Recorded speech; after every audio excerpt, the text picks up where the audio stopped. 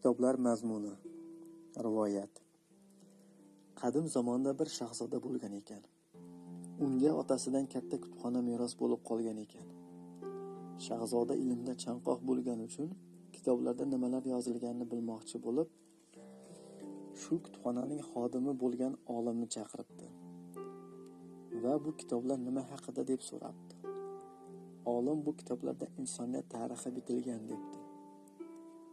Shunda shoh olimga mana shu kitoblarda yozilgan ma'lumotlarni jamlab kelishni buyuribdi. Olim bir necha yillar mehnat qilibdi. Bir kuni saroyga 500 kitob ortilgan aravani olib kirishibdi. Olim kutubxonadagi kitoblarning mazmuni mana shu 500 kitobga joylashtirgan ekan. Shahzoda bu paytda ancha ulg'ayib qolgan ekan. Saroydagi ishlarning ko'pligidan bu kitoblarni o'qib chiqishga fursat yetmasligini anglabdi va shu 500 kitob mazmunini jamlab kelishni buyuribdi.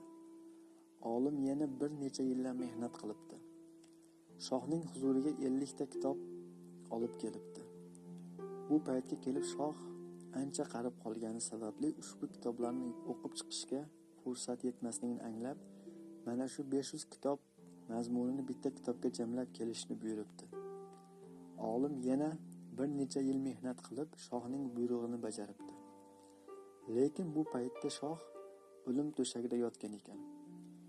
Kitobni hatto ochib qaray olmabdi. Shunda olimga kitobning mazmunini qisqa qilib aytib berishni iltimos qilibdi. Olim unga inson dunyoga yaxshilik qilish uchun kelar ekan debdi. Ey farzand, inson dunyoga faqat yaxshi ishlarni qilish uchun keladi. Insonning qadr-qimmati uning husni, boyligi yoki martabasiga qarab belgilanmaydi, balki yaxshi ishlarni ko'p yoki kam qilganligiga qarab belgilanadi. Xulosa o'zingizdan.